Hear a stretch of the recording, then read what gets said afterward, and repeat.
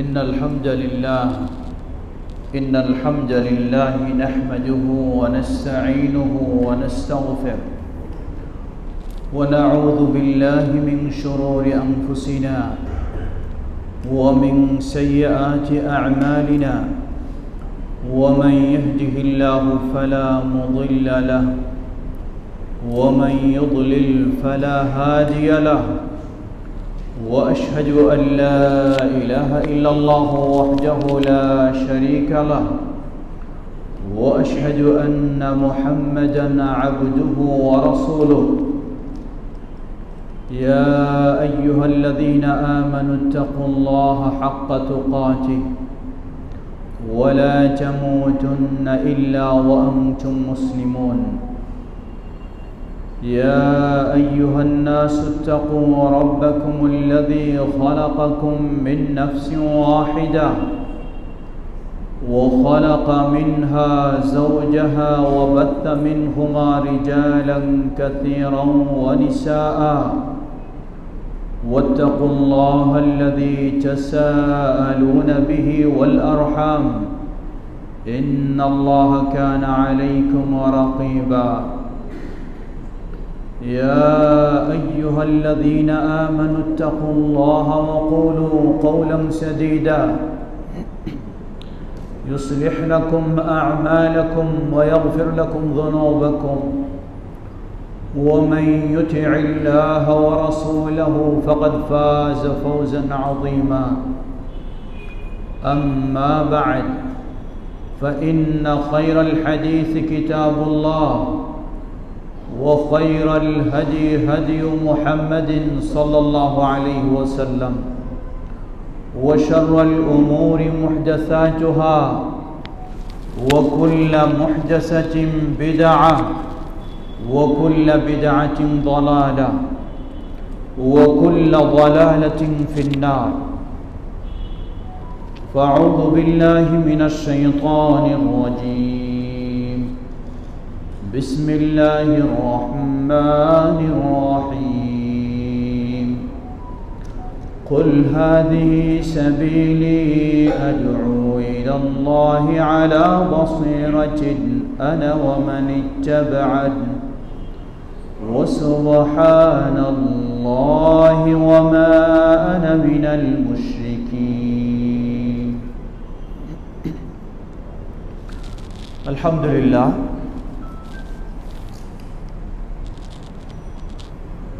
ঐতিহ্যবাহী নাজির বাজার বড় জামিয়া মসজিদে আজকে আয়োজিত সঠিক পদ্ধতিতে ইসলাম প্রচারে যুবকদের করণীয় শীর্ষক আলোচনা সভায় উপস্থিত রয়েছেন অত্র মসজিদের সম্মানিত খতিব শেখ শামসুল হক শিবলি হাফিজাহুল্লাহ, উপস্থিত রয়েছেন মসজিদ পরিচালনা কমিটির সম্মানিত সাধারণ সম্পাদক জনাব আলী হোসেন, সমবেত সুধীবৃন্দ। আপনারা সকলে অবগত রয়েছেন আমাদের নির্দিষ্ট বিষয় নিয়ে কোরআন এবং সুন্নাহর আলোকে কিছু আলোচনা, শেষে সুযোগ হলে লিখিত প্রশ্ন উত্তর।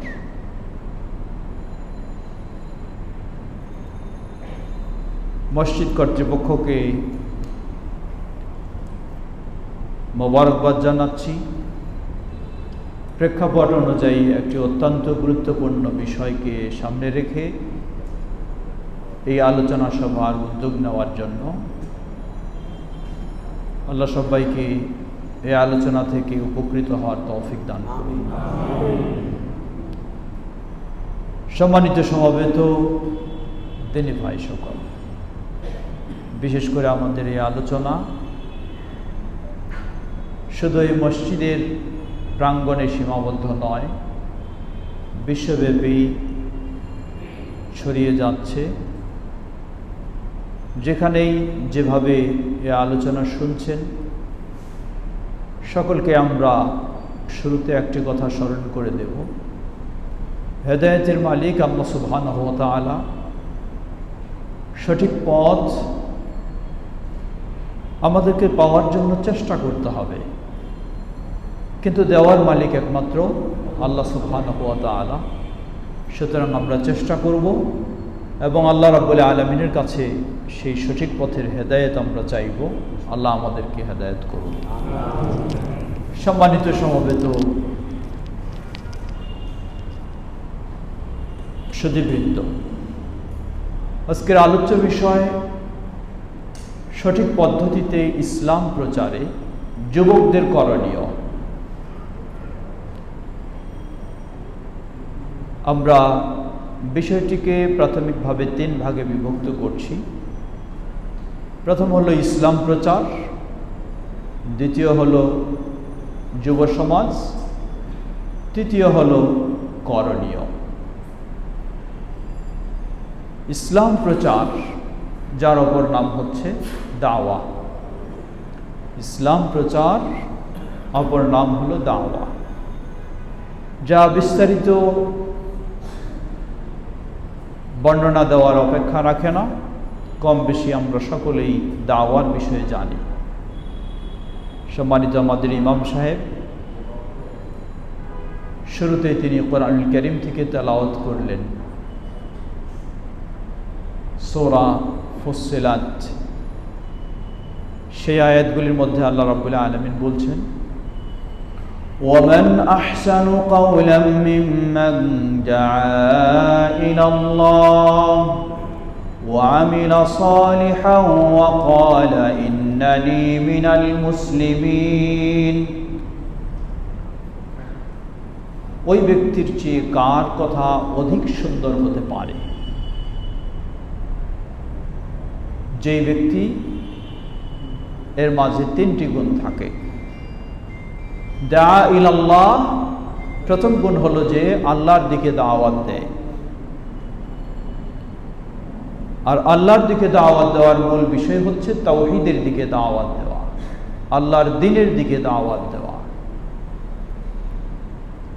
ওয়া আমিলা সালিহা, শুধু দাওয়াত দেয় না, বরং সেই বিষয়গুলি, সৎ বিষয়গুলি, ভালো বিষয়গুলি নিজে আমল করে। ওয়াকালা ইন্নানি মিনাল মুসলিমিন,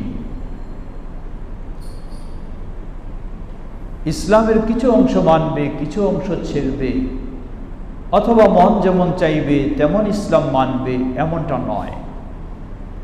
স্বীকৃতি দেবে, ক্বালা ইন্নানি মিনাল মুসলিমিন, আল্লাহ সুবহানাহু ওয়া তাআলার কাছে আত্মসমর্পণকারীদের আমি একজন। আল্লাহ যেভাবে ইসলাম দিয়েছেন সেভাবেই মানব, যেভাবেই ইসলাম বলেছেন সেভাবেই গ্রহণ করব। এমনইভাবে আল্লাহ রাব্বুল আলামিনের কাছে আত্মসমর্পণকারীদের অন্তর্ভুক্ত হবে। এই 3 পদ্ধতির আলোকে সে ব্যক্তি,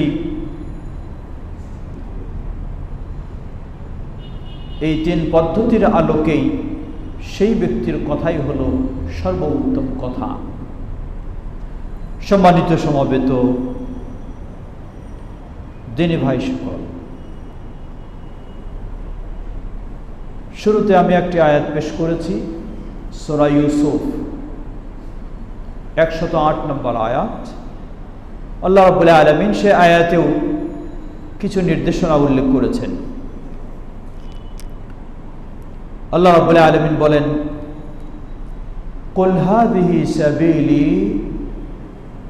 আদউ ইলাল্লাহ আলা বাসীরাতিন আনা ওয়া মান ইত্তাবা'আনি ওয়া সুবহানাল্লাহ ওয়া মা আনা মিনাল মুশরিকিন। এই আয়াতে আল্লাহ সুবহানাহু ওয়া তাআলা তার প্রিয় নবী মুহাম্মদ সাল্লাল্লাহু আলাইহি ওয়াসাল্লামের মাধ্যমে দাওয়ার কিছু পদ্ধতি, কিছু বৈশিষ্ট্য আল্লাহ রাব্বুল আলামিন উল্লেখ করছেন। আবার সূরা আলে ইমরান আল্লাহ রাব্বুল আলামিন বলেন, ওয়ালতাকুম মিনকুম উম্মাতুন ইয়াদউনা ইলাল খায়র ওয়া ইয়া'মুরুনা বিল মা'রুফ ওয়া ইয়ানহাউনা আনিল মুনকার ওয়া উলাইকা হুমুল মুফলিহুন।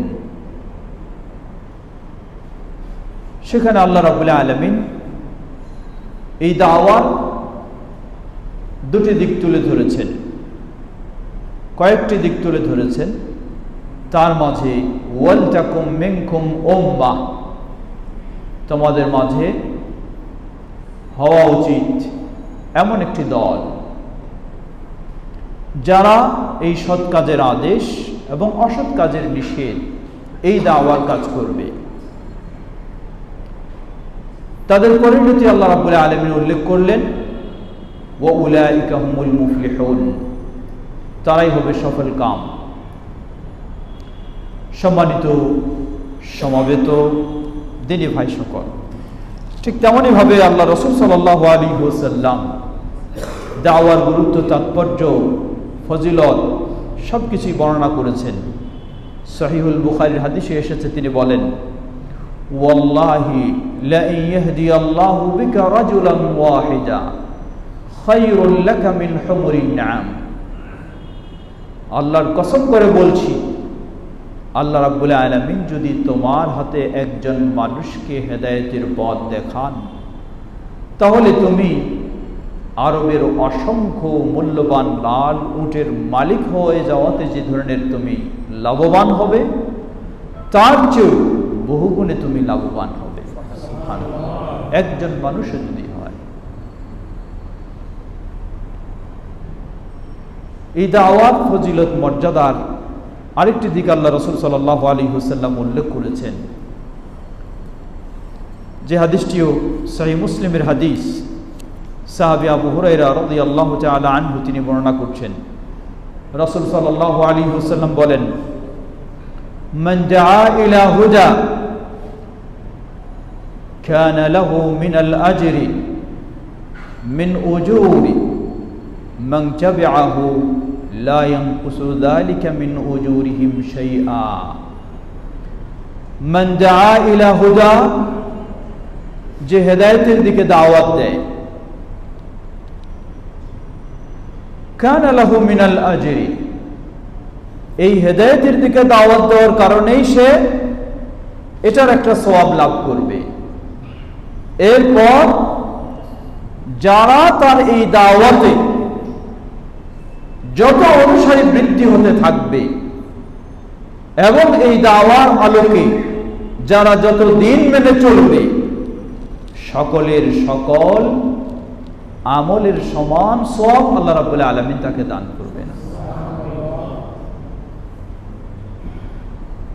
এর মানে বলা যায় যে এটার চেয়ে বড় সদকায়ে জারিয়া আর কিছু হতে পারে না সওয়াব পাওয়ার ক্ষেত্রে।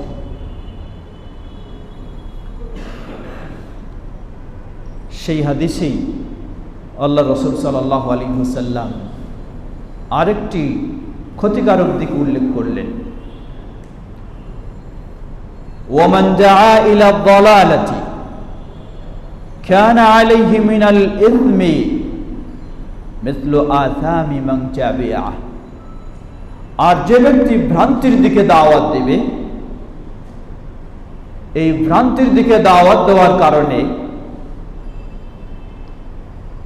সে গুনাহগার হবে এবং তার এই ভ্রান্ত দাওয়াত যতজন গ্রহণ করবে, করে যত গুনাহগার হবে, সবার সমান সে ব্যক্তি আবার গুনাহগার হবে। নাউযুবিল্লাহ। একদিকে যেমন অত্যন্ত আনন্দের বিষয়, বিশাল সওয়াব অর্জনের সুযোগ, অপরদিকে তেমন অত্যন্ত ভয়ঙ্কর বিষয়, বিশাল গুনাহ হয়ে যেতে পারে, সেই আশঙ্কা রয়েছে। সম্মানিত সমবেত দিনী ভাই সকল, এই জন্যই মনে রাখতে হবে, দাওয়ার কাজের যেমন গুরুত্ব রয়েছে, তেমনি ভাবে আমাকেও নিশ্চিত হয়ে দাওয়ার কাজ করতে হবে। আমি যদি ভালোর দিকে দাওয়াত দেই, তাহলে আমার জন্য সুসংবাদ, আর যদি আমি মন্দের দিকে দাওয়াত দিয়ে ফেলি, অজ্ঞতাবশত হোক, না বুঝে হোক, বা আবেগী হয়ে হোক, বা মানুষের দেখাদেখি হয়ে হোক, কিন্তু সেই অপরাধ আমাকে বহন করতে হবে। এখানেই আমাদের করণীয় বিষয়টি নিশ্চিত করতে হবে। আমার দাওয়াত যেন সঠিক বিষয়ের হয়, সঠিক পথেই হয়, সঠিক পদ্ধতিতেই হয়, তাহলে আমি বড় লাভবান হব। কিন্তু আমার দাওয়া যদি বাতিল হয় তাহলে আমি বড় ক্ষতিগ্রস্ত হব। সম্মানিত সমবেত দিনী ভাই সকল, ছোট্ট একটি উদাহরণ। একজন ব্যক্তি দাওয়াত দিচ্ছে, নবী সাল্লাল্লাহু আলাইহি ওয়াসাল্লাম তিনি গায়েব জানেন না। আল্লাহ সুবহানাহু ওয়া তাআলা ওহীর মাধ্যমে তাকে যতটুকু গায়েব জানিয়েছেন ততটুকুই শুধু তিনি গায়েবের তথ্য দিয়েছেন, ততটুকুই জানেন, এর বেশি জানেন না। এই দাওয়াত দিলেন, তার এই আকীদা আমরা বলবো কোরআন এবং সুন্নাহর আলোকে সহিহ। যার ফলে এই আকীদায় যতজনকে দাওয়াত দিয়ে তিনি বিশ্বাসী করবেন তিনি সকলের সওয়াব লাভ করবেন। অপরপক্ষে আরেকজন দাওয়াত দিচ্ছেন, তিনি বলেন যে নবী সাল্লাল্লাহু আলাইহি ওয়াসাল্লাম তিনিও আল্লাহর মতোই গায়েব জানেন। এর সপক্ষে তিনি তার দলিল, যুক্তি, উক্তি সবকিছু দাঁড় করছেন, এই দাওয়াতেই তিনি দিচ্ছেন। আমরা জানি কোরআন এবং সুন্নাহর আলোকে এটি ভ্রান্ত আকীদা, কোরআন এবং হাদিস পরিপন্থী আকীদা। যার ফলে এই আকীদা তার কাছ থেকে যতজন মানুষ গ্রহণ করবে, করে যত অপরাধী হবে এবং এর ধারাবাহিকতা যতদিন চলতে থাকবে, সব অপরাধীর সমান অপরাধ যিনি দাওয়াত দিয়েছেন তাকে গ্রহণ করতে হবে। বিষয়টি অত্যন্ত ভয়াবহ বিষয়। সম্মানিত সমবেত দিনী ভাই সকল, অতএব দাওয়াতের বিষয়টি এমনই, ইসলাম প্রচারের বিষয়টি এমনই গুরুত্বপূর্ণ এবং এমনই আনন্দের বিষয়, আবার ভয়ভীতির বিষয়। এখন আসুন এ বিষয়ে দীর্ঘ কথা না বলে আমরা যাচ্ছি দ্বিতীয় বিষয়। সঠিক পদ্ধতিতে ইসলাম প্রচারে যুবকদের করণীয়। যুবক কারা? ইসলামে কি যুবকদেরকে বিশেষ কোনো মূল্যায়ন করা হয়েছে, না আমভাবে শিশু বৃদ্ধ তাদের মতোই মনে করা হয়েছে? জবাব না, ইসলামে শিশু বৃদ্ধের মতোই যুবককে মনে করা হয়নি। ইসলামে যুবককে বিশেষভাবে গুরুত্ব দেওয়া হয়েছে। আল্লাহ সুবহানাহু ওয়া তাআলা সূরা রুম 54 নম্বর আয়াতে বলেন, আল্লাহুল্লাযী খালাকাকুম মিন যাফিন সুম্মা জাআলা মিন বা'দি যাফিন কুওয়া সুম্মা জাআলা মিন বা'দি কুওয়াতিন ضعفا وشيبة يخلق ما يشاء وهو العليم القدير। তিনি সেই আল্লাহ যিনি তোমাদেরকে সৃষ্টি করেছেন মিন দাফ, দুর্বল থেকে, আবার এই দুর্বলের পরে তিনি তোমাদেরকে শক্তিশালী করেছেন, আবার এই শক্তিশালীর পরে তিনি তোমাদেরকে দুর্বল ও বার্ধক্যে পরিণত করেছেন। ইয়াখলুকু মা ইয়াশা, তিনি যেমন ইচ্ছা করেন তেমনই সৃষ্টি করতে পারেন।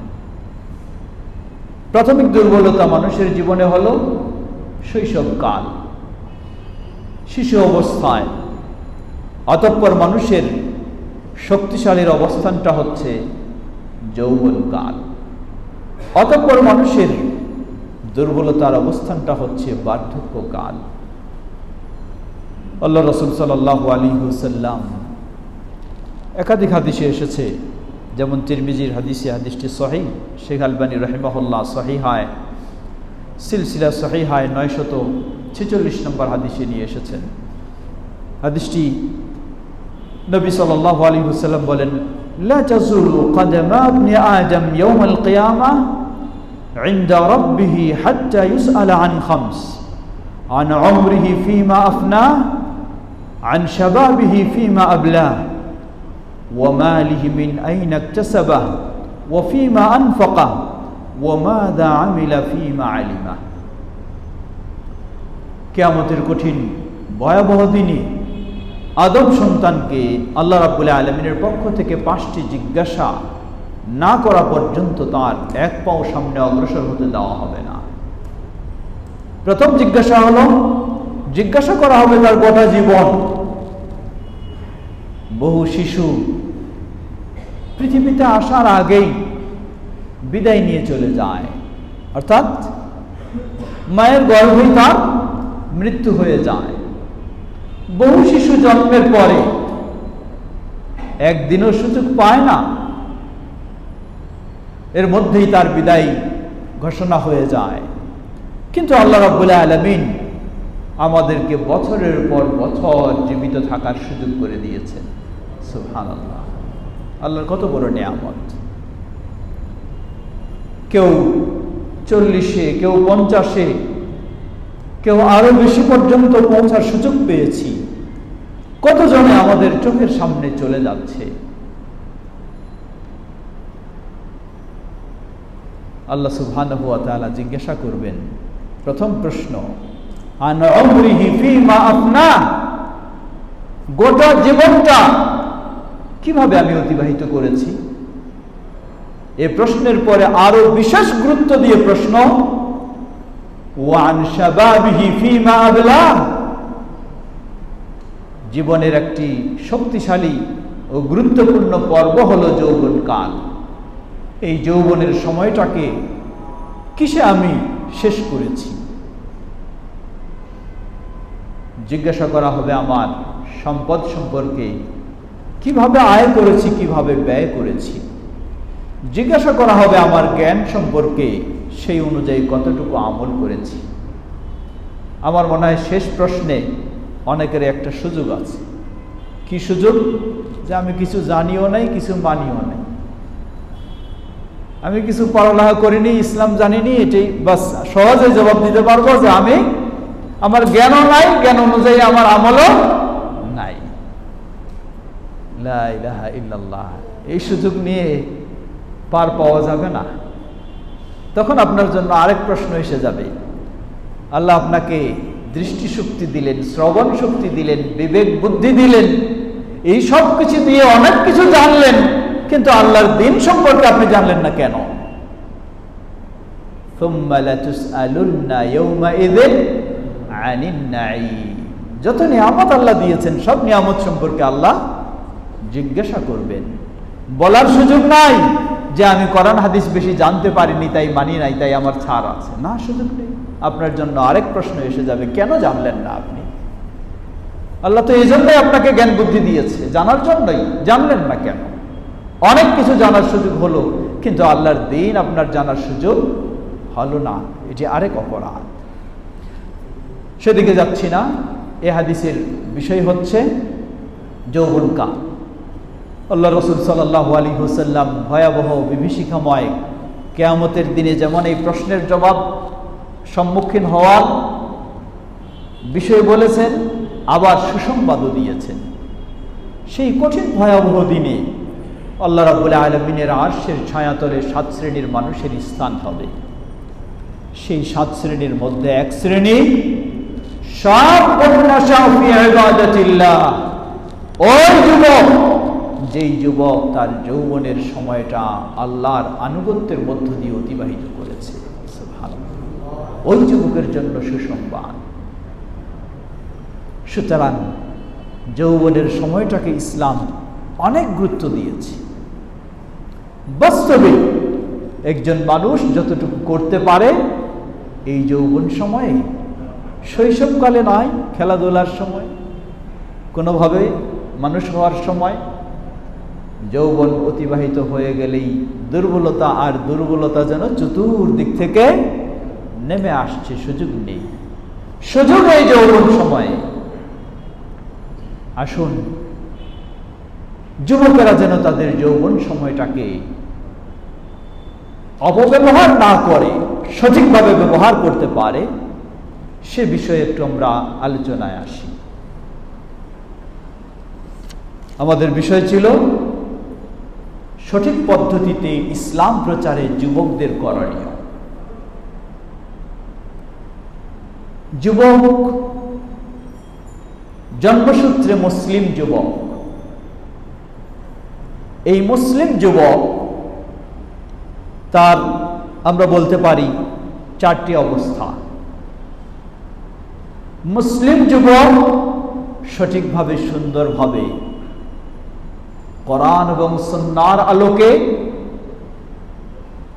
সঠিক পন্থায় ইসলাম মেনে চলছে, এ হলো সঠিক অবস্থানে রয়েছে। দ্বিতীয় স্তর,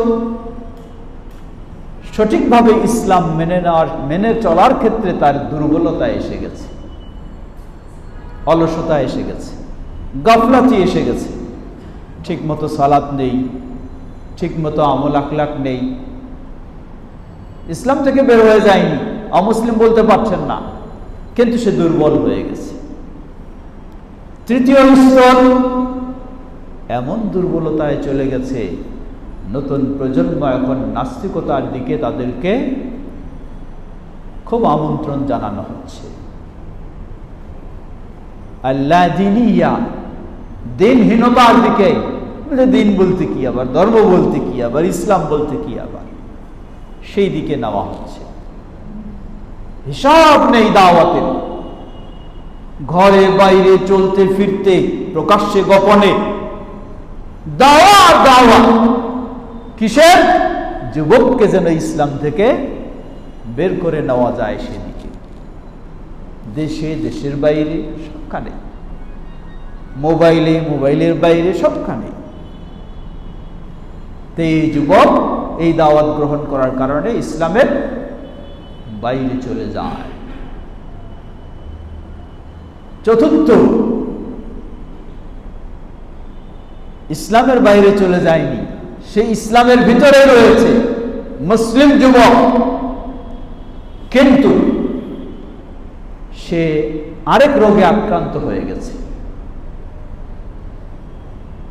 সীমা লঙ্ঘন করে অতিরঞ্জিততে চলে গেছে, চরমপন্থায় চলে গেছে,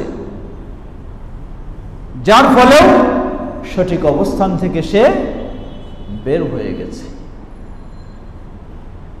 এমন সে আবেগ পূজারী হয়ে গেছে, আবেগের অনুসারে চলছে। আমরা চাই আমাদের যুবকেরা, মুসলিম যুবকেরা যেন ওই প্রথম অবস্থানে থাকতে পারে। তা হলো ইসলাম থেকে দূরে সরে যাবে তাও নয়, ইসলাম থেকে বের হয়ে যাবে তা কখনোই নয়, আবার বেশি বাড়াবাড়ি করতে গিয়ে সীমা লঙ্ঘনে চলে যাবে তাও নয়। কারণ সীমা লঙ্ঘনে চলে যাওয়া এর ফলাফল অত্যন্ত ভয়ঙ্কর, যা শেষের দিকে আমরা আলোচনা করব ইনশাআল্লাহ। আল্লাহ সুবহানাহু ওয়া তাআলা এমনই অনেক নির্দেশনা দিয়েছেন।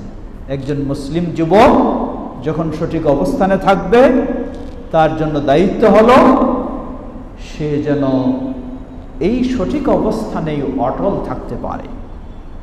আল্লাহ রাব্বুল আলামিন সুসংবাদ দিতে গিয়ে বিভিন্নভাবে বলেছেন, যেমন সূরা ফুসসিলাতে আল্লাহ বলছেন, ইন্নাল্লাযীনা ক্বালু রাব্বুনাল্লাহ সুম্মা ইসতাকামু তাতানাজ্জালু আলাইহিমুল মালাঈকাতু আল্লা তাখাফু ওয়া লা তাহজানু ওয়া আবশিরু বিল জান্নাতি আল্লাতী কুনতুম তুআদুন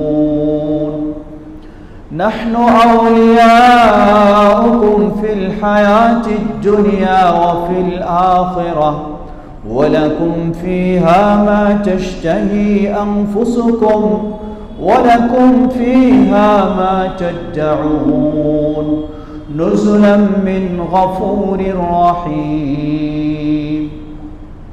আল্লাহ বলছেন, ইন্নাল্লাযীনা ক্বালু রাব্বুনাল্লাহ, ওই যুবকদের কথা বলছেন, ওই মুসলিমের কথা বলছেন যেই মুসলিম স্বীকৃতি দিয়েছে রব্বুনাল্লাহ, আমার স্রষ্টা আল্লাহ, আমার পরিচালক আল্লাহ, আমার প্রতিপালক আল্লাহ, আমার সবকিছুর মালিক আল্লাহ, আমি ইবাদত করব সেই আল্লাহ। সুম্মাস্তাকামু, অতঃপর এই সঠিক দিনের উপরে গোটা জীবনটা অটল থাকে। এভাবেই মৃত্যু মুহূর্তে পৌঁছে যায়। তাতানাজ্জালু আলাইহিমুল মালায়েকা, মৃত্যু মুহূর্তে ওই ব্যক্তির কাছে আল্লাহর বিশেষ ফেরেশতারা এসে বলবেন, আল্লাহ তাখাফু, সামনে তোমার কোনো ভয়ের কারণ নেই। সুবহানাল্লাহ, তুমি তোমার জীবনটা সঠিক পথের উপরে অটল ছিলে, সামনে তোমার কোনো ভয়ের কারণ নেই। ওয়ালা তাহজানু, কি রেখে যাচ্ছ, অতীতের জীবনটা কিভাবে অতিবাহিত করেছো সেটা নিয়েও কোনো টেনশন করো না। ওয়া আবশিরু বিল জান্নাতি আল্লাতী কুনতুম তুআদুন, সুসংবাদ গ্রহণ করো সেই জান্নাতের, যেই জান্নাতের প্রতিশ্রুতি তোমাদেরকে দেওয়া হয়েছে। সুবহানাল্লাহ, ফেরেশতা আসে সেই সুসংবাদ দিবেন। তারা আরো বলবেন, নাহনু আউলিয়াউকুম ফিল হায়াতিদ দুনিয়া, তোমার দুনিয়ার জীবনেই আমরা ফেরেশতারাই তোমার বন্ধু হিসাবে ছিলাম। ওয়া ফিল আখিরাহ, তোমাকে ছেড়ে দেব না, আখিরাতেও তোমার সাথে বন্ধু হিসাবে আমরাই থাকব। ওয়া লাকুম ফিহা মা তাশতাহি আনফুসুকুম, চলো পারে জান্নাত অপেক্ষা করছে, সেই জান্নাতে তোমার মন যা চায় তুমি তাই পাবে। সুবহানাল্লাহ, ওয়া লাকুম ফিহা মা তাদউন, তোমাদের জন্য জান্নাতে তাই রয়েছে যাই তুমি দাবি করবা, যা মন চাইবে, যা বলবা সেটাই তোমার জন্য প্রস্তুত রয়েছে। কেনই বা থাকবে না? নুজুলাম মিন গফুরির রহিম, এই মেহমানদারি তো হলো গফুরুর রহিমের পক্ষ থেকে। সুবহানাল্লাহ, সুবহানাল্লাহ, কোনো কিছু বাকি নেই, সব পাবো। কিন্তু শর্ত, ঈমানের উপরে সঠিক পথে অটল থাকতে হবে, কোনো সীমা লঙ্ঘনেও যাওয়া যাবে না, আবার কোনো ঈমানহীনতাও যাওয়া যাবে না। নবী সাল্লাল্লাহু আলাইহি ওয়াসাল্লামের কাছে সাহাবী সুফিয়ান বিন আব্দুল্লাহ রাদিয়াল্লাহু তাআলা আনহু এসে বললেন, কুল লি ফিল ইসলামি কাওলা লা আসআলু আনহু আহাদান গায়রাক, হে রাসূল সাল্লাল্লাহু আলাইহি ওয়াসাল্লাম, ইসলামের বিষয়ে আমাকে কিছু শিক্ষা দিন, আপনাকে বাদ দিয়ে অন্য কাউকে যেন আর জিজ্ঞাসার প্রয়োজন না হয়।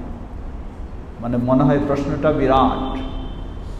জবাব দিলেন ছোট্ট দুটি কথা দিয়ে, কুল আমানতু বিল্লাহ সুম্মা ইসতাকিম, বলো আমি আল্লাহর প্রতি ঈমান এনেছি, অতঃপর গোটা জীবন সেই ঈমানের উপরে অবিচল থাকো।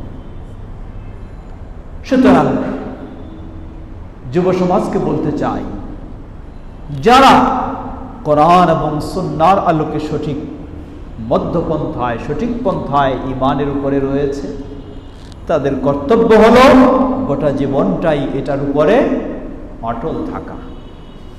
গোটা জীবন যদি এটার উপরে অটল রাখতে চাই, তাহলে আমাদের করণীয় কি? সঠিক পন্থার উপর আল্লাহ রাব্বুল আলামিন সেই আয়াতগুলির পরেই বললেন, ওয়ামান আহসানু কাওলাম মিম্মান জাআ ইলাল্লাহ, আমি যখন সঠিক পন্থার উপরে, সঠিক দিনের উপরে অটল থাকতে চাইব, তখন আমাকে একটি দায়িত্ব পালন করতে হবে। সে দায়িত্ব হলো আল্লাহর দিকে আমাকে দাওয়াত দিতে হবে। কারণ আমি যতদিন সালাতের দাওয়াত দিব, ততদিন আমার বেনামাজি হওয়ার ভয় থাকবে না। আমি যতদিন ধূমপান না করার দাওয়াত দিব, ততদিন ধূমপান না করার আশা আমার মধ্যে আশা করা যাবে। কিন্তু আমি যখন সালাতের দাওয়াত বন্ধ করে দিব, ইবলিস আমাকেও বেনামাজি বানায় ফেলতে পারে।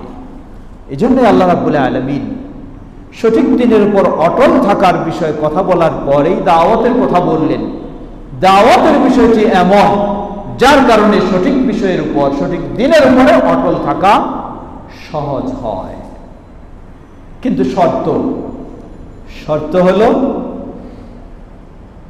এই দাওয়াতের ক্ষেত্রেও আমাকে সঠিক পন্থা অবলম্বন করতে হবে। কিভাবে? দাওয়াতের ক্ষেত্রে, দিনের ক্ষেত্রে, ইসলাম প্রচারের ক্ষেত্রে সঠিক পন্থায় আমি থাকতে পারি। এজন্য আমরা কয়েকটি দিক সংক্ষিপ্তভাবে আলোচনা করব। সময় আমাদের হাতে খুব হয়তো বেশি হবে না। 11টি বিষয় আলোচনা করব। এর মধ্যে আনুষঙ্গিক আবার কিছু আলোচনা আসবে। প্রথম বিষয়, التمسك بالكتاب والسنة تعلما وعملا। কোরআন এবং সুন্নাহকে আঁকড়ে ধরা, শিক্ষা গ্রহণ এবং আমলের মাধ্যমে। আমি কোরআন সুন্নাহকে আঁকড়ে ধরতে চাই, কিন্তু কোনোদিন কোরআন সুন্নাহ পড়তে চাই না, তাহলে তো কোনোদিন কোরআন সুন্নাহকে আঁকড়ে ধরতে পারবো না। কোরআন সুন্নাহকে আঁকড়ে ধরতে চাই, জানলামও, কিন্তু কোরআন সুন্নাহ অনুযায়ী আমল করতে চাই না, তাহলেও কোনোদিন কোরআন সুন্নাহকে আঁকড়ে ধরতে পারবো না। এজন্যই পাশাপাশি দুটি দিক আমরা উল্লেখ করব। এক হলো সঠিক পদ্ধতির উপর, সঠিক দিনের উপর অটল থাকার উপায় কি। দ্বিতীয় হলো সঠিক দিন থেকে বিচ্যুত হয়ে যাওয়ার কারণ কি। যদি কোরআন এবং সুন্নাহর চর্চা কমায় দেই, শুধু খালি অমুক তমুক কি বলে সেগুলি শুনি, কার বক্তব্য কি সেটাই শুনি, নিজে কোরআন সুন্নাহ কোনো চর্চা করার চেষ্টা না করি, তাহলে হতে পারে সঠিক দিন থেকে আমি বিচ্যুত হয়ে যাব। কারণ কোন দিক দিয়ে আমি বাঁকা পথে চলে যাব আমি নিজেও বুঝতে পারবো না। এজন্যই আল্লাহ সুবহানাহু ওয়া তাআলা সূরা নিসা 115 নম্বর আয়াতে বলেন, وَمَنْ يُشَاقِقِ الرَّسُولَ مِنْ بَعْدِ مَا تَبَيَّنَ لَهُ الْهُدَى وَيَتَّبِعْ غَيْرَ سَبِيلِ الْمُؤْمِنِينَ نُوَلِّهِ مَا تَوَلَّى وَنُصْلِهِ جَهَنَّمَ وَسَاءَتْ مَصِيرًا وَمَنْ يُشَاقِقِ الرَّسُولَ مِنْ بَعْدِ مَا تَبَيَّنَ لَهُ الْهُدَى। হেদায়েতের বিষয়গুলি কারো কাছে স্পষ্ট হওয়ার পরেও সে যদি রাসূল সাল্লাল্লাহু আলাইহি ওয়াসাল্লামের সঠিক পন্থায় পথে অটল না থাকতে পারে, না থাকে, ওয়ায়াত্তাবি গায়রা সাবিলিল মুমিনিন, সাহাবায়ে কেরামদের যে পথ, মানহাজ, সেটা অনুসরণ না করে, আল্লাহ বলছেন নুওয়াল্লিহি মা তাওয়াল্লা, তাহলে সে যেদিকে যেতে চায় আমি তাকে সেদিকেই নিয়ে যাব, পৌঁছায় দেব। তবে শেষ পৌঁছানো ওয়া নুসলিহি জাহান্নাম, সর্বশেষ তাকে আমি জাহান্নামে পৌঁছাবো। লা হাওলা ওয়ালা কুওয়াতা ইল্লা বিল্লাহ। এজন্য কোরআন এবং সুন্নাহ সেটাকে আঁকড়ে ধরাই হলো মূল বিষয়। আল্লাহ রাসূল সাল্লাল্লাহু আলাইহি ওয়াসাল্লাম কি বলেন, তারাকতুকুম আলাল বাইদা লাইলুহা কানাহারিহা লা ইয়াযিগু আনহা বা'দি ইল্লা হালিক। তোমাদেরকে আমি অন্ধকারে রেখে যাইনি, তোমাদেরকে আমি রেখেছি আলোর মধ্যে। দিনটা স্পষ্ট, অস্পষ্ট কিছু নেই, গোপন কিছু নেই। লাইলুহা কানাহারিহা, রাত দিন সবই যেন স্পষ্ট, এমন না রাতে অন্ধকার দিনে আলো। এইরকম দিনের মধ্যে রাখা যায়নি যে কিছু পরিষ্কার কিছু অপরিষ্কার, কিছু স্পষ্ট কিছু অস্পষ্ট না। নবী সাল্লাল্লাহু আলাইহি ওয়াসাল্লাম বলছেন আমি স্পষ্ট দিনের উপরে রেখে গেছি তোমাদেরকে। লা ইয়াযিগু আনহা বাদি ইল্লা হালিক, আমার পরে ক্ষতিগ্রস্ত যে, নিজেকে ধ্বংস করবে যে, সেই এই সঠিক দিন থেকে নিজের ইচ্ছা মতো হয়তো ডানে বামে সরে যেতে পারে। সম্মানিত সমবেত দিনী ভাই সকল, তাহলে প্রথম সঠিক দিনের উপরে অটল থাকার সহায়ক মাধ্যম হলো কোরআন এবং সুন্নাহকে আঁকড়ে ধরা, কোরআন এবং সুন্নাহর জ্ঞান অর্জন করা এবং কোরআন ও সুন্নাহ অনুযায়ী আমল করা। আর বিচ্যুত হওয়ার কারণ হলো সেগুলি থেকে দূরে সরে যাওয়া। দ্বিতীয় বিষয়টি আরো অত্যন্ত গুরুত্বপূর্ণ, ফাহমু নুসুসিল কিতাবি ওয়াস সুন্নাহ বিফাহমি সালাফিল উম্মাহ। কোরআন হাদিস আঁকড়ে ধরলাম, কিন্তু এই কোরআন সুন্নাহ যদি যাদের চোখের সামনে নাজিল হয়েছে, যাদেরকে কেন্দ্র করে কোরআন হাদিস এসেছে, তারা যেভাবে বুঝেছেন সেভাবে যদি কোরআন এবং সুন্নাহ না বুঝি, তাহলে কোনো সন্দেহের সুযোগ নেই কোরআন হাদিস আঁকড়ে ধরা সত্ত্বেও আমি ভুল পথে চলে যেতে পারি। কোরআন হাদিস আঁকড়ে ধরা সত্ত্বেও ভুল পথে চলে যেতে পারি, কারণ এটি একটি গুরুত্বপূর্ণ বিষয়। যত ভ্রান্ত দল, সব দলগুলি ভ্রান্ত পথে যাওয়ার একটি কারণ, তা হলো তারা সাহাবায়ে কেরাম যেভাবে কোরআন সুন্নাহ বুঝেছেন সেভাবে তারা কোরআন সুন্নাহকে বুঝেননি, নিজের মন মতো বোঝার চেষ্টা করেছেন, নিজের মন মতো কোরআন সুন্নাহকে গ্রহণ করার চেষ্টা করেছেন, যার ফলে ভ্রান্ত পথের দিকে চলে গেছে।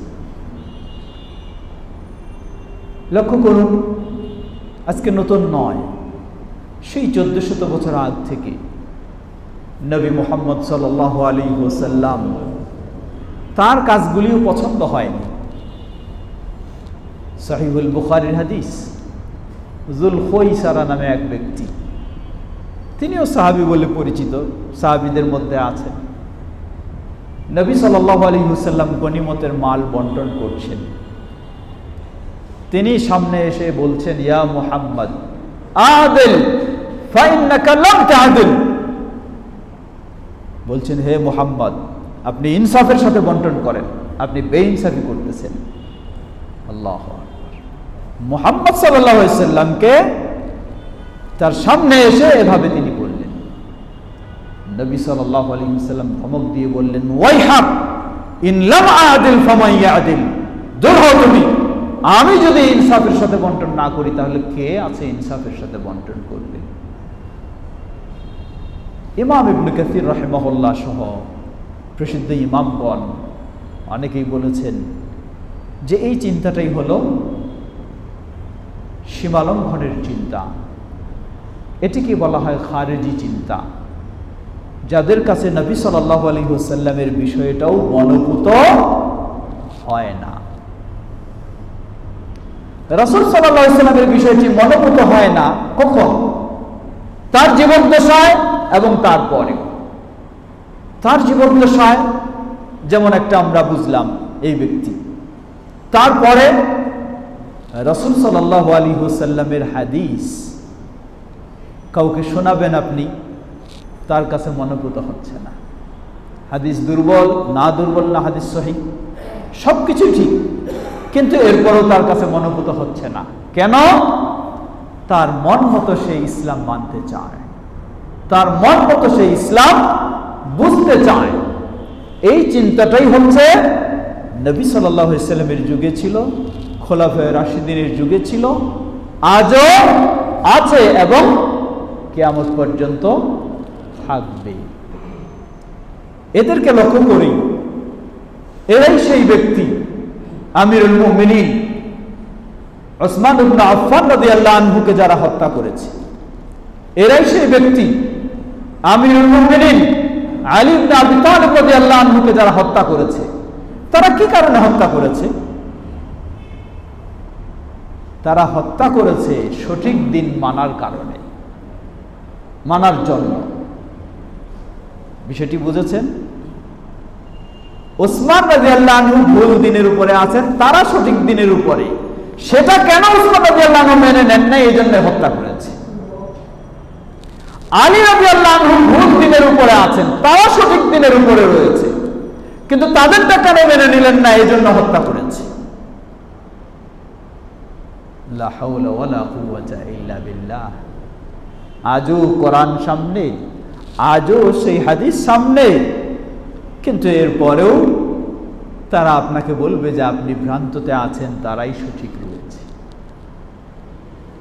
এমন ব্যক্তিদের ক্ষেত্রেই আল্লাহ রাসূল সাল্লাল্লাহু আলাইহি ওয়াসাল্লাম তিনি স্পষ্টভাবে ঘোষণা দিয়েছেন। রাসূল সাল্লাল্লাহু আলাইহি ওয়াসাল্লাম অসংখ্য হাদিসে এই ঘোষণাগুলি এসেছে। বিশেষ করে সহিহুল বুখারীর হাদিসেও নবী সাল্লাল্লাহু আলাইহি ওয়াসাল্লাম স্পষ্টভাবে তাদের বিষয়গুলি উল্লেখ করেছেন। সে বিষয়গুলি খুব সংক্ষিপ্তভাবে আমরা কিছুটা তুলে ধরার চেষ্টা করব। এই শ্রেণী হলো, তাদেরকে বলা হয় খারেজি। কেন খারেজিতে কেন গেল এই চিন্তা?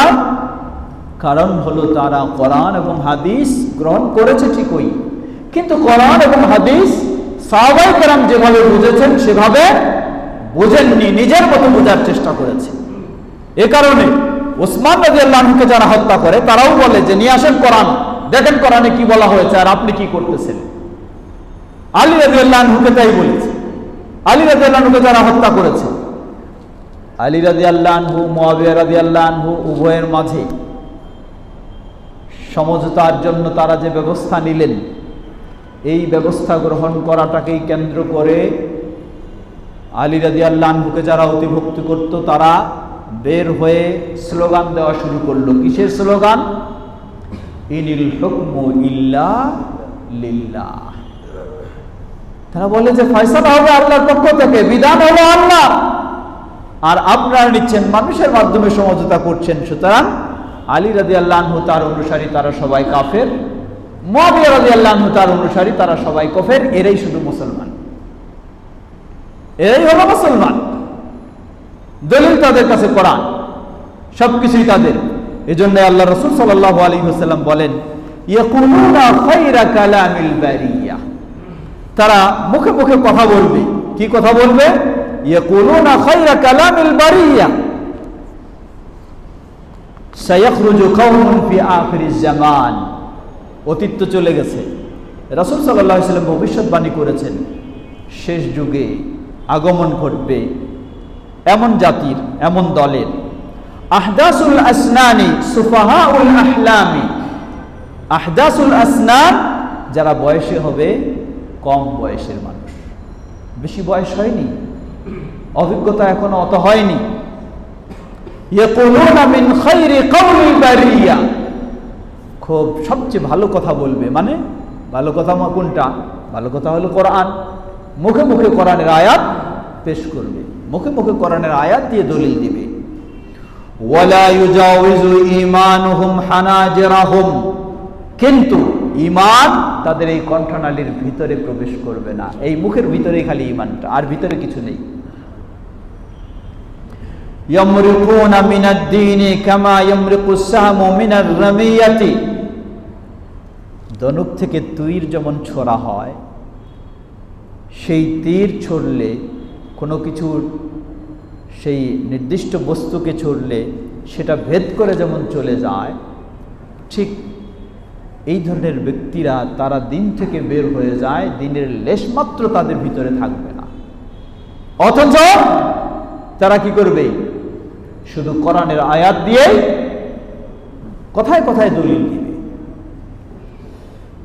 আরো কিভাবে বলছেন আল্লাহ রাসূল সাল্লাল্লাহু আলাইহি ওয়াসাল্লাম, ফাআইনামা লাকিতুমুহুম ফাকতুলুহুম, তোমরা তাদেরকে যেখানে পাবে সেখানে হত্যা করবে। ফাইন্না ফি কাতলিহিম আজরা লিমান কাতালাহুম ইয়াওমাল কিয়ামা, যারা তাদেরকে হত্যা করবে কিয়ামতের দিন তাদের জন্য মহান পুরস্কার রয়েছে। এই হাদিস এটাও আর ভালো করে বুঝতে হবে। কাউকে ওই চিন্তার মানুষ মনে করলে আবার কালকে আপনি আরেকটা হাতে ছুরি নিয়ে তাকে হত্যা করতে যাবেন না। আপনি আবার মনে করবেন না যে আল্লাহ রাসূল সাল্লাল্লাহু আলাইহি ওয়াসাল্লাম সুসংবাদ দিয়েছেন এই চিন্তার লোকদেরকে হত্যা করলে কিয়ামতের দিন বিশাল সওয়াব রয়েছে, তাই আপনি হত্যা করতে যাবেন না। এই দায়িত্ব আপনাকে দেওয়া হয় নাই। এই হত্যার দায়িত্ব হলো প্রশাসনের। যদি প্রশাসন থাকে ব্যবস্থা নেবেন, যদি প্রশাসন নাও থাকে আপনার সে দায়িত্ব নয়।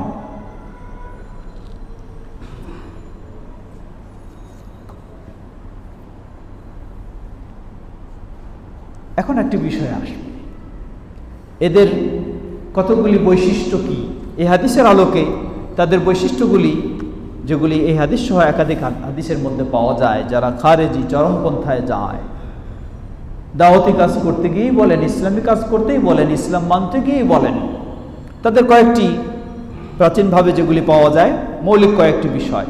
আর তাকফিরু বিল মাআসি, কোনো মানুষের মাঝে কোনো অপরাধ পাওয়া গেলে, কবিরা গুনাহ পাওয়া গেলে তাকে কাফের বলা। আজও পাবেন কিছু যুবক আছে বিশাল ইসলামী বিশেষজ্ঞ হয়ে গেছে, স্পষ্ট ভাষায় বলে দিচ্ছে আহলে সৌদ তারা কি, তারা নাকি কাফের। মিডল ইস্টে মুসলিম শাসক যারা রয়েছে তারা সবাই কাফের। এই সমস্ত দেশের শাসক যারা, তারা তো কাফের বহু আগেই, কিন্তু মক্কা মদিনা পর্যন্ত যারা আছে তারাও সব কাফের। একই ফতোয়া, সেই ফতোয়া আর এই ফতোয়া একই ফতোয়া। সামনে আসবে এর পরিণতি কি হতে পারে সেটা আমরা বলবো। আল খুরুজ আলা আইম্মাতিল মুসলিমিন ইতিকাদান ওয়া আমালান, আকীদাগত এবং আমলগত তারা মুসলিম শাসকদের বিদ্রোহ ঘোষণা করা, এটাই হলো তাদের স্বভাব। এজন্য বলা হয় যে এই ব্যক্তিদের কাছে আমিরুল মুমিনিন ওমর ইবনে খাত্তাব রাদিয়াল্লাহু আনহুর মতো শাসকও যদি নিয়ে এসে দেওয়া হয় তবু তারা বিদ্রোহ ঘোষণা করবে, কারণ এটাই হলো তাদের স্বভাব। ওয়া খুরুজ আলা জামাআতিল মুসলিমিন, শুধু শাসকদের বিরুদ্ধে নয় বরং মুসলমানদের বিরুদ্ধেও তারা বিদ্রোহ ঘোষণা করবে এবং মুসলমানদেরকে হত্যা করবে ও তাদের জানমাল লুট করবে, এটাই হলো তাদের দিন। কারণ তাদের আকীদা হলো তার মতো যে মনে করবে সেই মুসলিম, আর যে তার মতো মনে করবে না সে মুসলিম নয়, সে কাফের, যত বড় দিনদার। সরফু নুসুসিল আমরি বিল মারুফ ওয়ান নাহই আনিল মুনকার ইলা মুনাজাআতিল আইম্মা ওয়াল খুরুজ আলাইহিম, কারণটা কি? ভালো কাজের উপদেশ, অসৎ কাজের নিষেধ, এই মর্মে যত আয়াত সেগুলিকে তারা শাসকের বিরুদ্ধে ব্যবহার করবে। কাসরাতুল কুররা আল জাহলা ফীহিম, তাদের মাঝে অজ্ঞতা বেশি থাকবে। যুহুরু সীমা আস-সালিহিন আলাইহিম, বাহ্যিকভাবে আপনি দেখতে মনে করবেন অত্যন্ত ধার্মিক মানুষ, খুব ধার্মিক মানুষ। কেমন ধার্মিক? আল্লাহ রাসূল সাল্লাল্লাহু আলাইহি ওয়াসাল্লাম বলছেন তাহকিরুনা সালাতাকুম ইনদা সালাতিহিম ওয়া সিয়ামাকুম ইনদা সিয়ামিহিম, আপনি আপনার সালাত তার সালাতের সাথে যখন মিলাবেন বলবেন যে আল্লাহু আকবার, কত গুরুত্ব দিয়ে দিন রাতের তাহাজ্জুদ আর কত কি সালাত আদায় করা, আমার তো সালাত কিছুই নেই, মনে করবেন কত বড় সে দিনদার। আপনার সিয়াম তার সিয়ামের সাথে তুলনা করলে বলবেন যে আমার সিয়াম কত দুর্বল, তার সিয়াম কত গুরুত্ব দিয়ে সে পান করে। আল্লাহ রাসূল সাল্লাল্লাহু আলাইহি ওয়াসাল্লাম বললেন যে এই ব্যক্তি, অথচ তার এই কণ্ঠনালীর ভিতরে তার ঈমানটা প্রবেশ করবে না। লা হাওলা ওয়ালা যুরফুল ফিকহ ফিদ দ্বীন ওয়া কিল্লাতুস ওয়াল হাসিলা মিনাল ইলম আশ-শারঈ, দ্বীনের গভীর জ্ঞান এক্ষেত্রে খুব দুর্বল হবে। এই শ্রেণীর দেখবেন তারা কিছু কৌশলগত শুধু আয়াত মুখস্থ করে, জিহাদের আয়াত, কেতালের আয়াত, কাউকে কাফের ফতোয়া দেওয়ার আয়াত, এগুলি মুখস্থ, কিন্তু এগুলি তারা কি বোঝায় সেই গভীর জ্ঞান নেই। অনুরূপভাবে তাদের যেগুলি আরো বড় বিষয়, আল খালাল ফি মানহাজিল ইস্তিদলাল হাইথু আখাযু বিআয়াতিল ওয়াঈদ ওয়া তারাকু আয়াতিল ওয়াঈদ, তাদের আরেকটি বড় ত্রুটি হলো কোরআন পেশ করবে দলিল ঠিকই, কিন্তু সেই কোরআন এবং হাদিসের দলিল যথাযথ বোঝার মতো যে যোগ্যতা, সেই যোগ্যতা না থাকার কারণে, এই জন্যই আব্দুল্লাহ ইবনে ওমর রাদিয়াল্লাহু আনহু যখন তাদের সাথে মুনাজারা করলেন, বাহাস করলেন, তিনি বললেন যে ইনতালাকু ইলা আয়াতিন নাযালাত ফিল কুফফার জাহালুহা আলাল মুমিনিন, এদের স্বভাব হলো যে আয়াতগুলি কাফেরদের বিষয়ে নাজিল হয়েছে সেগুলি মুমিনদের ক্ষেত্রে সেট করে মুমিনদেরকে কাফের বলে ফতোয়া দিয়ে থাকে।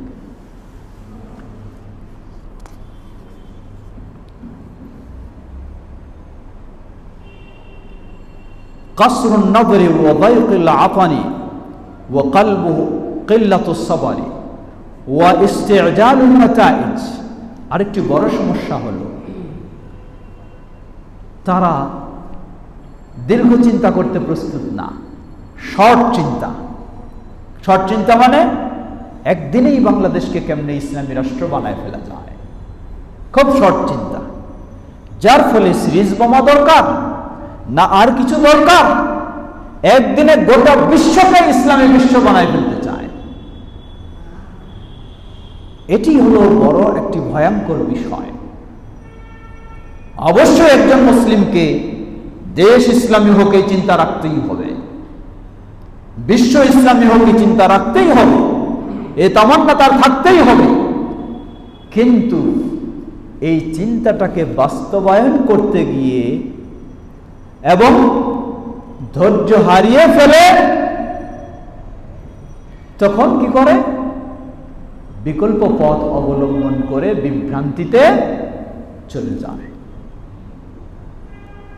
এটাই হচ্ছে তাদের ইস্তিজালুন নাতাইজ, তড়িঘড়ি করে ফল পেতে চায়, ধৈর্য নেই।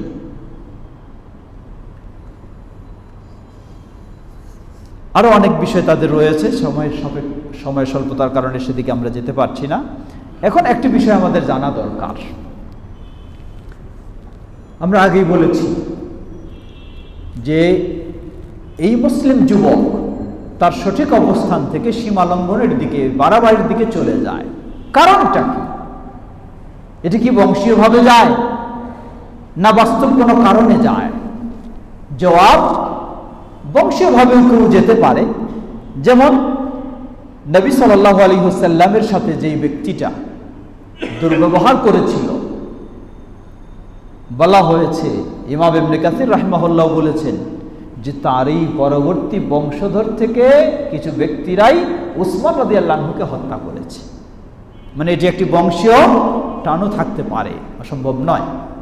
তবে আমরা বলবো শুধু এটুকুই নয়, বরং এখানে আরো বেশ কিছু বিষয় রয়েছে। সেই বিষয়গুলি গুরুত্বপূর্ণ বিষয়। তা হচ্ছে বাস্তব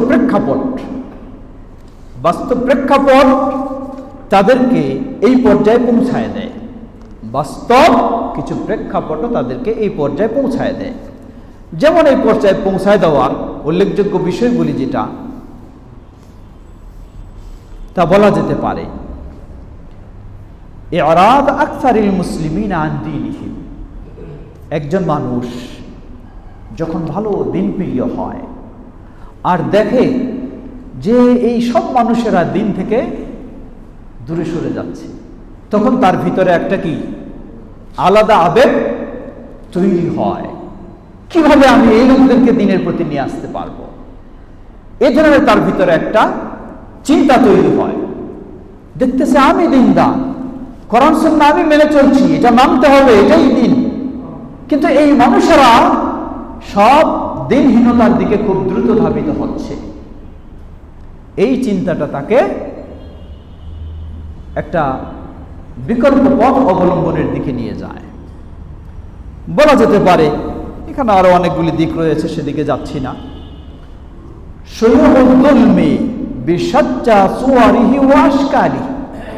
সমাজে যখন দেখা যায় জালেমের সংখ্যা বেড়ে যায়, মাজলুমের সংখ্যা বেড়ে যায়, তখন ভালো মানুষের মনে বিভিন্ন রকমের চিন্তা এসে সে আর তখন স্থির থাকতে পারে না জালেমের প্রতিবাদ করার জন্য। এগুলি একটি কারণ।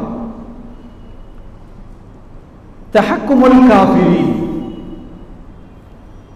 সমাজে যখন দেখা যায় এই সেক্টরে নেতৃত্ব দিচ্ছে মুসলিম নয় অমুসলিম, এই সেক্টরে নেতৃত্ব দিচ্ছে অমুসলিম, এই বিভাগে নেতৃত্ব দিচ্ছে অমুসলিম, তখন একজন মুসলিমের ভিতরে ভিন্ন চিন্তা এসে যায়। মনে রাখতে হবে,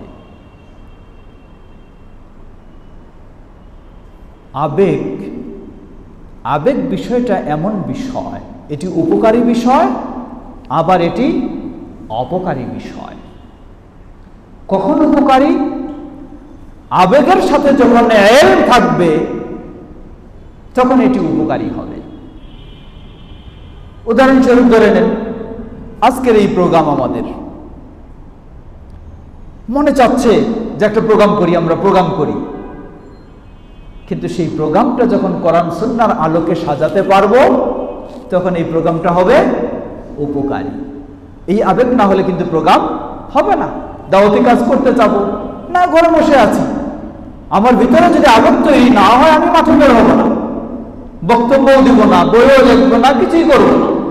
এই আবেগের দরকার আছে, কিন্তু এই আবেগটা যখন কোরআন এবং সুন্নাহর মাপকাঠি দিয়ে চলবে তখন এটা উপকারী। কিন্তু আবেগ যখন ইলমহীন হবে, জ্ঞানহীন হবে,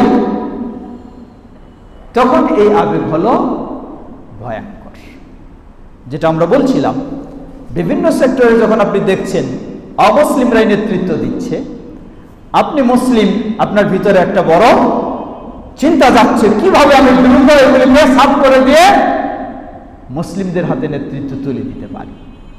ভাবতে হবে, আপনাকে চিন্তা করতে হবে, এই আবেগ নিয়ে কাজ করলে চলবে না।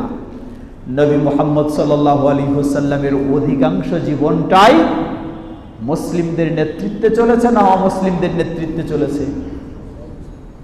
অমুসলিমদের। নবী সাল্লাল্লাহু আলাইহি ওয়াসাল্লামের নবুয়তের 23 বছরের মধ্যে 13 বছরেই চলেছে মুসলিমদের নেতৃত্বে না অমুসলিমদের? অমুসলিমদের নেতৃত্বে। কিছু কথা বলার সুযোগ নেই। নবী সাল্লাল্লাহু আলাইহি ওয়াসাল্লাম তাওহীদের দাওয়াত দিচ্ছেন, ইসলামের দাওয়াত দিচ্ছেন, কিন্তু নেতৃত্ব দিচ্ছে আবু জাহেল, বাধাও দিচ্ছে, নেতৃত্ব দিচ্ছে। নেতৃত্ব দিচ্ছে আবু লাহাব, নেতৃত্ব দিচ্ছে অমুক, নেতৃত্ব দিচ্ছে অমুক, সবাই কাফের। নবী সাল্লাল্লাহু আলাইহি ওয়াসাল্লাম এই যুবকের মতো মনে করেননি যে সব কাফের কেন থাকবে, সব একেবারে দ্রুত সাইজ করে দিয়ে মুসলমান বানাই দিই না। নবী সাল্লাল্লাহু আলাইহি ওয়াসাল্লামের চেয়ে বড় দায়ী আপনি হতে পারেননি, ইসলাম প্রচারক আপনি হতে পারেননি, তার চেয়ে বড় ইমানদার আপনি নন। সুতরাং আপনাকে সে বিষয়টা বুঝে শিক্ষা নিয়ে ধৈর্যের সাথে আপনাকে অগ্রসর হতে হবে। যেই সমাজে নবী সাল্লাল্লাহু আলাইহি ওয়াসাল্লাম দেখলেন কাফেররাই শুধু নেতৃত্ব দিচ্ছে, নবী সাল্লাল্লাহু আলাইহি ওয়াসাল্লাম যখন আল্লাহর নির্দেশ মোতাবেক পন্থা অবলম্বন করলেন, আবার একদিন দেখা গেছে ওই সমাজটাতে কারা নেতৃত্ব দিয়েছে? মুসলিমরাই। মক্কা বিজয়ের পরে মক্কায় নেতৃত্ব মুসলিমরাই দিয়েছে। প্রয়োজন কি? প্রয়োজন হয়েছে সেখানে ধৈর্যের, প্রয়োজন হয়েছে সঠিক অবস্থান অবলম্বন করে কাজ করার। কিন্তু লক্ষ্য করেন, আমাদের দেশেও রাতারাতি দিন কায়েমের জন্য যখন 64 জেলায় বোমা বিস্ফোরণ করা হলো, কি ফলাফল দাঁড়ালো? ফলাফল দাঁড়ালো তার আগে ইসলাম পালন যত সহজ ছিল, এরপরে ইসলাম পালন আরো কঠিন হয়ে গেল, আরো কঠিন হয়ে গেল। তার আগে যুবকেরা দাঁড়িয়ে রাখলেও যুবকদের নিয়ে এত বেশি সন্দেহ করা হয়নি, কিন্তু এরপরে এখন যুবকদের দাঁড়িয়ে দেখলেই তাদেরকে সন্দেহ করা হচ্ছে। পরিস্থিতি আরো জটিল। কে আপনাকে দায়িত্ব দিয়েছে যে আপনার জীবদ্দশায় এই দেশটাকে ইসলামী করে আপনাকে মরতে হবে? কে দায়িত্ব দিল আপনাকে এটা? তবে হ্যাঁ, আবার অলস হয়ে চুপ করে বসে থাকবেন, কিছু ভাববো না, কিছু কাজ করব না, তা অবশ্যই আপনাকে কাজ করতে হবে। ইসলামী পরিবেশ তৈরি করার, ইসলামী সমাজ তৈরি করার, তাওহীদের প্রতি সকলকে নিয়ে আসার, শিরক মুক্ত করার চেষ্টা অবশ্যই আপনাকে রাখতে হবে। কিন্তু সেই ক্ষেত্রে আপনাকে ধৈর্যের পরিচয় দিতে হবে, না হলে দেখা যাবে এই আবেগ সবকিছু আবার নষ্ট করে ফেলবে।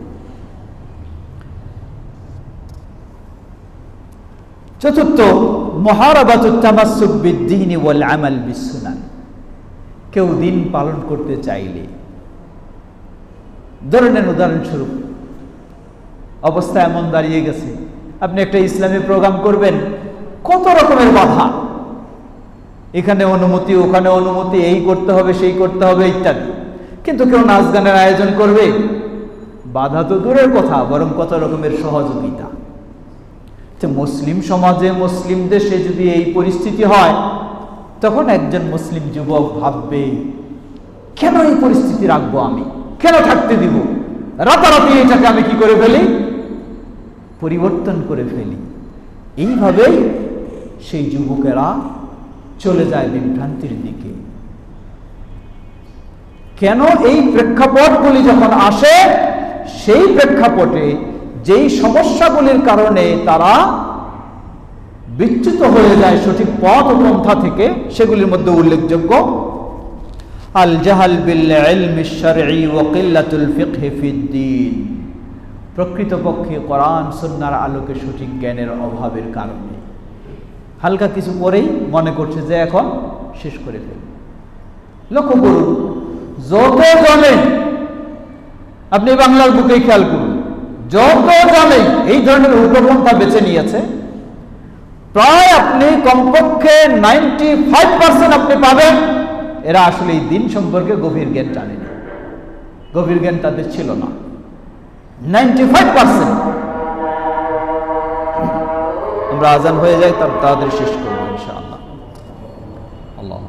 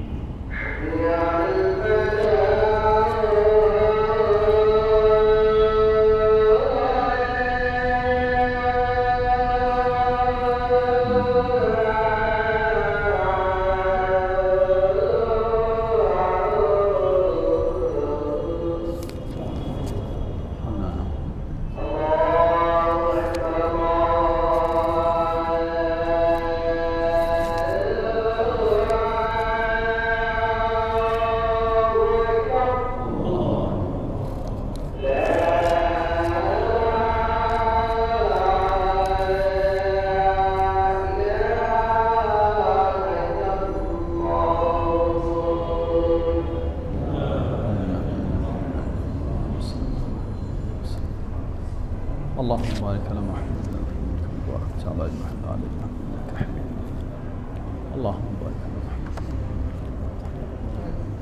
اللهم بارك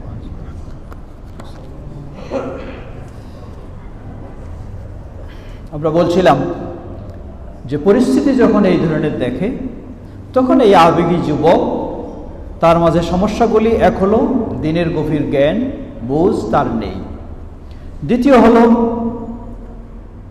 আল জাফওয়া বাইনাল উলামা ওয়াশ শাবাব, আলেমদের সাথে তার সম্পর্ক কম, নিজে নিজেই মুফতি হয়ে যায়, আলেমদের কাছে এই জিনিসটা বোঝার চিন্তা করে না, মনে করে এই আলেমরা তো যুগ যুগ ধরে আছে, কিছু করতে পারে নাই, এই আলেমরা যুগ যুগ ধরে আছে, কিছু করতে পারে নাই, এই আলেমদের কাছে গেলে আমিও কিছু করতে পারবো না, তাই তাদের কাছে না গিয়ে আমাকে করে ফেলতে হবে। এই বুঝের কারণে তারা বিভ্রান্তিতে চলে যায়। আল খালাল ফি মানাহিজিদ দাওয়া আল মুআসিরা, প্রেক্ষাপট অনুযায়ী কিভাবে দাওয়াতের কাজ করতে হবে সেই ক্ষেত্রে তাদের ত্রুটি থাকার কারণে। দাইকুল আফানি ওয়া কাসরিন নাযরি ওয়া কিল্লাতিস সবরি ওয়া দাফিল হিকমা, সুদূর প্রসারী দৃষ্টি না থাকায়, খুব তড়িঘড়ি ইত্যাদির মাধ্যমে এই পর্যায়ে চলে যায়। হুদাসাউল আসনানি ওয়া সুফাহাউল আহলাম, কম বয়সী অনভিজ্ঞ হওয়ার কারণে। মনে রাখবেন, যুবকের মাঝে কর্মস্পৃহা রয়েছে, কাজের শক্তি রয়েছে, কিন্তু যুবক তাকে যদি নেতৃত্ব দিয়ে ছেড়ে দেওয়া হয় তাহলে সে কখনো সফলতা নিয়ে আসতে পারবে না। এই যুবক সে কর্মী হিসাবে কাজ করবে, কিন্তু নেতৃত্ব দিবে অভিজ্ঞ ব্যক্তি। এই জন্যই আল্লাহ সুবহানাহু ওয়া তাআলা যুগে যুগে অসংখ্য নবী যাদেরকে প্রেরণ করেছেন, অধিকাংশই দেখা যায় 40-এর মতো বয়স যখন হয়েছে এই ধরনের, তারপর তাদেরকে নবুয়ত দিয়েছেন বেশিরভাগ। কারণ এই বয়স আসলে কিছুটা ভারত্ব তৈরি হয়, তড়িঘড়ি ইত্যাদি এই ধরনের বিষয়গুলি তার কমে যায়। কিন্তু যুবকদের সমস্যা হলো এটা। আত-তাআল্লুম ওয়াল গুরুর, আরেক বড় সমস্যা হলো, এক হলো জ্ঞানের অভাব, দ্বিতীয় হলো নিজেকেই বড় আলেম মনে করা। লক্ষ্য করুন, আমাদের এই ছেলেরা, এই যেমন যুবক, আবেগী যুবক আদনান বা অমুক বলেন, কিভাবে ফতোয়া ছাড়ে, মনে হয় যেন তার চেয়ে, সে মনে করে, ভাবে যে তার চেয়ে বড় আর আলেম কেউ পৃথিবীতে নাই। এজন্য মক্কা মদিনায় যারা আছে সবাইকে কাফের পর্যন্ত ফতোয়া দিচ্ছে। লা হাওলা ওয়ালা কুওয়াতা ইল্লা বিল্লাহ। এই ভ্রষ্টতাই তার জন্য যথেষ্ট। ভাবা উচিত, আমি কি করতে চাই, আমি কি সত্যি ইসলামের সঠিক কাজ করতে চাই, তাহলে এই সীমা লঙ্ঘনে আমাকে কখনোই যাওয়া যাবে না। আত-তাশাদ্দুদ ফিদ-দীন ওয়া তানাত্তুর, একটু বেশি দ্বীনি বিষয় নিয়ে কঠোরতা অবলম্বন করা। আল্লাহ রাসূল সাল্লাল্লাহু আলাইহি ওয়াসাল্লামের বিষয়ে লক্ষ্য করুন, তিনি বলেন, ইন্না হাযা-দ্দীনা ইউসর, দিন হলো সহজ। ওয়া কানা নবী সাল্লাল্লাহু আলাইহি ওয়াসাল্লাম ইয়াখুযু আইসারহুমা, নবী সাল্লাল্লাহু আলাইহি ওয়াসাল্লামকে যখন কোনো বিষয়ে দুটি দিক দেওয়া হতো, যেটা সহজ সেটাই নবী সাল্লাল্লাহু আলাইহি ওয়াসাল্লাম গ্রহণ করতেন এবং প্রাধান্য দিতেন। কিন্তু এই যুবকেরা বাস্তবেই, এটা যুবকের বৈশিষ্ট্যই, যুবকের এটা বৈশিষ্ট্যই, একটা শক্ত কাজ, ওখানে বৃদ্ধ মানুষ তো আগে দৌড়াবে না, যুবকে দৌড়াবে শক্তটাতে। ঠিক দিনটাকেও যুবক সেইভাবেই মনে করতে চায় যে না, খুব শক্ত করেই পালন করবে, না, কখনো এটি নয়। শিদ্দাতুল গায়রা ওয়া কুওয়াতুল আতিফা, ঠিক অনুরূপভাবে বেশি আবেগী হয় এই যুবকেরা। শেষ বিষয় হলো ফাসাদুল ইলাম, মিডিয়া হলো আরেকটি ভয়ঙ্কর বিষয়। যুবকদেরকে বিভ্রান্তির দিকে নিয়ে যাওয়ার পিছনে মিডিয়ার ভূমিকাটা সবচেয়ে বড়। অমুসলিম মিডিয়ায় মুসলিম যুবকদেরকে কিভাবে বিভ্রান্তিতে নেওয়া হবে সেই ব্যবস্থা তারাই পালন করছে। আসুন, সময় যেহেতু আমাদের শেষ, আমরা ফিরে আসি। এই সীমালঙ্ঘনের কারণে, সঠিক পথ থেকে বিচ্যুত হওয়ার কারণে এর পরিণতি কি? এর পরিণতি হলো, আজকে যেমন মনে করেন, এই বাড়াবাড়ি করে মুসলিমদেরকে যখন কাফের বলে ফতোয়া দেওয়া হয়, তাহলে মুসলিমকে কাফের বলে ফতোয়া দেওয়ার পরিণতি কি? আল্লাহ রাসূল সাল্লাল্লাহু আলাইহি ওয়াসাল্লাম বলেন, আইয়ুমা রাজুলিন ক্বালা লিআখিহি ইয়া কাফির ফাকাদ বাআ বিহা আহাদুহুমা, একজন মুসলিম আরেকজন মুসলিমকে যখন বলবে কাফের, আল্লাহ রাসূল সাল্লাল্লাহু আলাইহি ওয়াসাল্লাম বলছেন, এই কুফরিটা যে কোনো একদিকে ফিরে যাবে। আরেক হাদিসে স্পষ্ট করে বললেন, যেটি সহিহুল বুখারীর হাদিস, লা ইয়ারমি রাজুলুন রাজুলান বিল ফুসুকি ওয়া লা ইয়ারমিহি বিল কুফরি ইল্লা ইরতাদ্দাত আলাইহি ইল্লাম ইয়াকুন সাহিবুহু কাযালিক। সহিহুল বুখারীর হাদিস 6045 নম্বর হাদিস। আল্লাহ রাসূল সাল্লাল্লাহু আলাইহি ওয়াসাল্লাম বলেন, লা ইয়ারমি রাজুলুন রাজুলান বিল ফুসুক, একজন আরেকজনকে ফাসিক বলবে না, একজন আরেকজনকে কাফের বলবে না। যদি বলে ইল্লা ইরতাদ্দাত আলাইহি, তাহলে যাকে কাফের বলা হয় তিনি যদি কাফের না হয়, এই কুফরিটা তার দিকেই ফিরে আসে, মানে তিনি কাফের হয়ে যান, তিনি কাফের হয়ে যান। তাহলে এই সীমালঙ্ঘন, এভাবে কুফরি ফতোয়া ছড়াছড়ির কারণে প্রথম হলো নিজেকেই কাফের বলে গণ্য করা হয়, নিজেকেই কাফের। দ্বিতীয়, যে হাদিস আমরা আগে শুনেছি, দাওয়ার কাজ, যদি ভালো কাজের দিকে দাওয়াত দেয়, যত এর বিস্তার ঘটবে তত এর সওয়াব আমি পেতে থাকবো। কিন্তু যদি ভ্রান্ত চিন্তার দিকে দাওয়াত দেই, এই খারেজি আকীদার দিকে দাওয়াত দেই, রাফেজি আকীদার দিকে দাওয়াত দেই, মুরজিয়া আকীদার দিকে দাওয়াত দেই, তাহলে এই ভ্রান্তের বিস্তার যত ঘটবে সবগুলি গুনাহ এই ব্যক্তিকে গ্রহণ করতে হবে। তৃতীয়, কোন ব্যক্তি যখন বেদায় লিপ্ত হয়, যতক্ষণ না বেদা থেকে মুক্ত হয়, আল্লাহ তার তওবা পর্যন্ত কবুল করেন না। তো খারেজি চিন্তা এটি একটি বেদা, স্পষ্ট। এই বেদায়, এই চিন্তায় যে লিপ্ত থাকবে, যতক্ষণ এই চিন্তা বর্জন না করবে ততক্ষণ তার তওবা কবুলের আশা করা যাবে না। চতুর্থ, মনে করে নিজে যেন অনেক কিছু করে। আল্লাহ বলছেন, কুল হাল নুনাব্বিউকুম বিল আখসারিনা আ'মালা, আমি কি তাদের বিষয়ে তোমাদেরকে সংবাদ দেব যারা সবচেয়ে বেশি ক্ষতিগ্রস্ত হয়।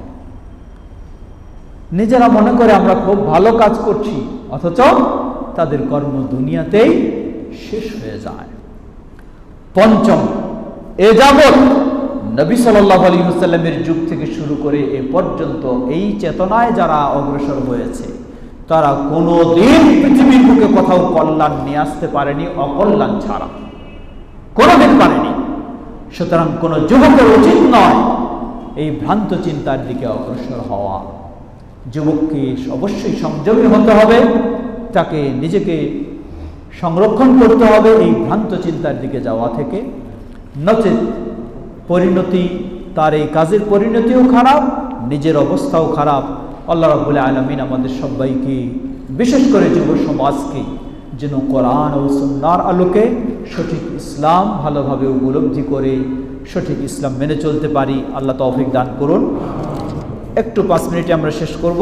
যে বিষয়গুলি বলছিলাম, যেগুলি সঠিক পন্থা অবস্থানের জন্য, অটল থাকার জন্য যেগুলি দরকার, আমরা প্রথম বিষয় বলেছিলাম কোরআন এবং সুন্নাহকে আঁকড়ে ধরা, কোরআন সুন্নাহ পড়ালেখা করা, কোরআন সুন্নাহ অনুযায়ী আমল করা। দ্বিতীয় বিষয় হলো সাহাবায়ে কেরাম যেভাবে ইসলাম বুঝেছেন ঠিক সেভাবে বোঝা। তৃতীয় বিষয় হলো সেভাবে ইসলাম বোঝা। তৃতীয় বিষয় হলো লুজুমুল জামাআ আশ-শারঈয়া আল কাইমা, যদি শরীয়তের আলোকে শরীয়ত সম্মত কোনো ইসলামী দল থেকে থাকে, তাহলে যারা কোরআন এবং সুন্নাহর আলোকে, তাদের সাথে সম্পৃক্ত হয়ে থাকা। তাদের থেকে বিচ্ছিন্ন হওয়া মানেই হলো নিজের বাহাদুরির একটু সুযোগ করে নেওয়া। উদাহরণস্বরূপ ধরে নেন, আমি আমার কথাই বলি, আমি যখন কোনো একটা ফতোয়া দিতে চাই, আমাকে চিন্তা করতে হয় যে আমি তো আরো 10 জন আলেমের সাথে আছি, এই 10 জন আলেমের সাথে পরামর্শ না করে কোরআন এবং সুন্নাহর আলোকে জিনিসটা ঠিক হলো কিনা আমাকে সেই চিন্তা করে ফতোয়া দিতে হয়। আর যে কোনো 10 জন আলেমের সাথে থাকবে না, নিজেই নিজেই বড় হয়ে গেছে, সে এটা হলো, এই কারণটাই হলো যেন নিজেই ইচ্ছা মতো ফতোয়া দিতে পারে, ফতোয়া দেওয়ার সুযোগ নেবে, এই বিভ্রান্তিতে চলতে পারে, এই জন্যই এই কাজ করি। এই জন্য তৃতীয় বিষয় হলো অবশ্যই শরীয়ত সম্মত এই ধরনের যারা রয়েছে তাদের সাথে মিলেমিশেই থাকা। চতুর্থ হলো মুলাজামাতুল উলামা আর রাব্বানিয়িন, যারা প্রকৃতপক্ষে কোরআন এবং সুন্নাহর যোগ্য আলেম, তাদের সাথে উঠা বসা করা, তাদের দিক নির্দেশনা নেওয়া এবং সেই অনুযায়ী কাজ করা। যেমন উদাহরণস্বরূপ ধরে নেন, বর্তমান বিশ্বে সমসাময়িক যুগে যারা কাছাকাছি গেছেন, শেখ ইবনে বাজ রাহিমাহুল্লাহ, বিশ্ব স্বীকৃত তিনি সঠিক পন্থার ইমাম, শেখ আলবানী রাহিমাহুল্লাহ, শেখ ইবনে উসাইমিন রাহিমাহুল্লাহ, যারা চলে গেছেন আল্লাহ তাদেরকে জান্নাতুল ফেরদৌস নসিব করুন।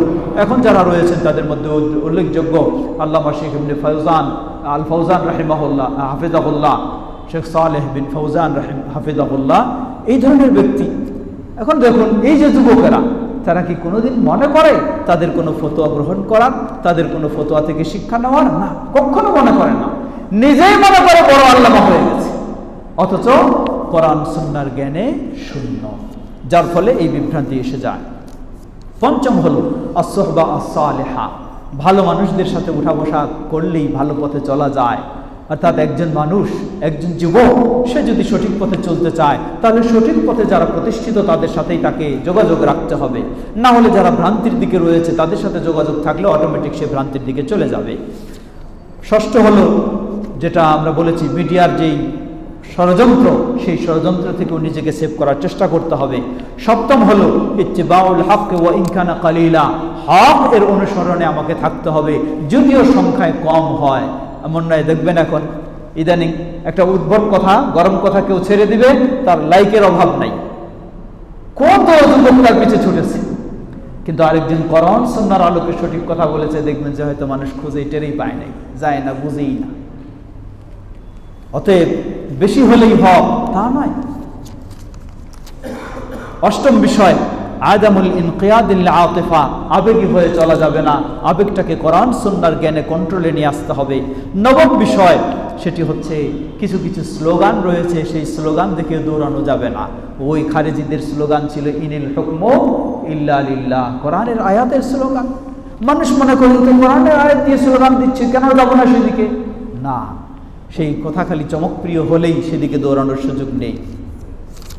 দশম বিল হলো আল হিলমু ওয়াল আনাতু ওয়া আদামুত তাসাররু ফিল ফাতওয়া, ধৈর্যের সাথে চলা, কখনো তড়িঘড়ি করা উচিত নয়। কারণ এই দিনের বিষয় এটি এমন নয় যে একদিন দুদিনে আমাকে শেষ করতে হবে, তা নয়।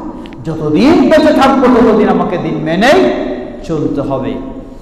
11তম বিষয় আল ইবতিআদু মিনাল ফিতান, ফিতনা থেকে দূরে থাকার সাধ্যপক্ষে চেষ্টা করতে হবে।